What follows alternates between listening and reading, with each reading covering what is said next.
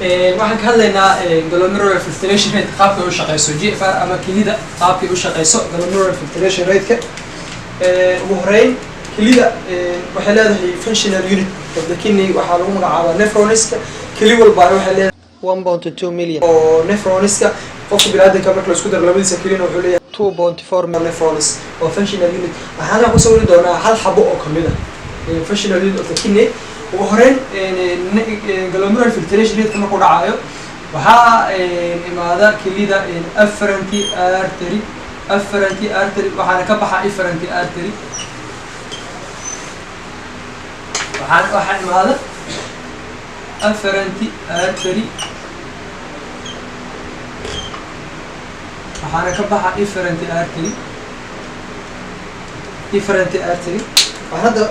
سد أركان كان هو أفرنت أرتري كان هو إفرنتي كان هو glomerular filtration rate كماشى وكان على هاي glomerular filtration rate كماشى وكان على هاي راح نسوي هنا Bowman's capsule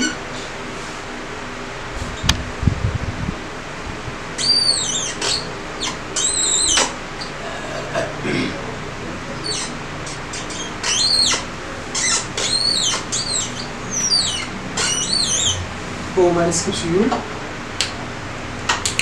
marka sawirno kan waxa waaye afferent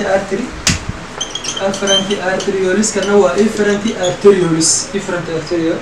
kan waxa waaye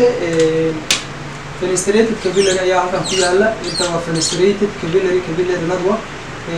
qaybtaan waxaa imaanaysa basement membrane waa endothelium waxa waaye glomerular basement membrane dhexda waxay ku leedahay qayb mugdiya oo lagu magacaabo lamina densa ay dhexda ku leedahay afferent artery kan waxa waaye fenestrated capillary dhexda waxaa yaala mesangial cells kuwaas oo mesangial cells waxay sameeyaan marka mesangial cells contraction waxay ku sameeyaan fenestrated capillary kan waxaan dhahnay oo mugdiga qaybta dhexe qaybtaas yar ee dhexda waxa waaye lamina densa qayb ka hooseysa meesha sirta oo ka hooseysa jirta qaybtan ka hooseysa oo yar waxa lagu magacaabaa lamina rara interna ayaa lagu magacaabaa qayb yar oo ka sareysana way jiraysaa oo halkaas ku yaala lamina rara externa ayaa lagu magacaabaa iyadana waxaa kan yaala Bowman's capsule wuxuu leeyahay epithelial cells oo lagu magacaabo podocytes ayuu leeyahay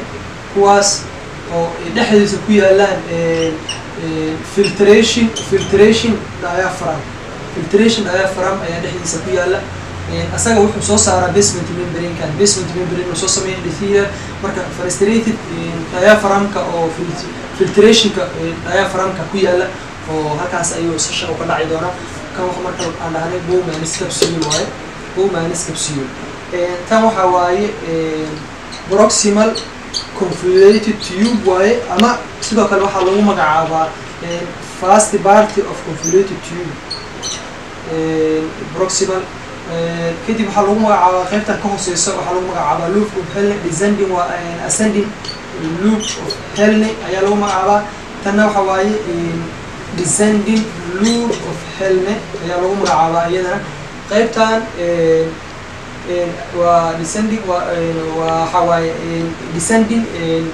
loop of Henle of thick party waaye tan waxa lagu magacaabaa proximal waa distal waxaa lagu magacaabaa distal convoluted tube ayaa lagu magacaabaa tanna waxa waaye waa collecting ducts kuwaas oo kaalmo keenaya renal papillae halkaan oo kale waxa lagu magacaabaa renal papillae ayaa lagu magacaabaa kadib minor calcis major calcis kadib balfiska ku shubaan ureterka ayaa banaanka kaalmo geysa halkaas ku qaada sidaa wax ku dhan marka sida u shaqeyso ama filtrationka u sameyso si qaabka filtrationka u sameyso glomerular filtration rate qaabka u sameeyo waxaa dhahay afferent artery keena dhiigga markuu afferent artery keeno shaqshaq qayb waa la shaqshagaa qaybna way gudubtaa efferent kadib waxay ku dartaa capillary network oo kale kadib vein ayay ku celisaa renal vein-ka ayaa la geey doonaa inferior vena cava kadib heartiga ayaa la geey doonaa oo heartiga ayaa heartiga ayuu tegi doonaa right side of the heart kadib left side kadib artery-ga lungs uu tegi doonaa kadib waxa waaye waxaa lagu soo celi doonaa sidii cycle-kii mar walba mari doona marka qayb ka mid waa glomerular filtration rate qaybta marka la shaqo marka waxay sii mari doontaa fenestrated capillary mesangial cells contraction ka abuuraya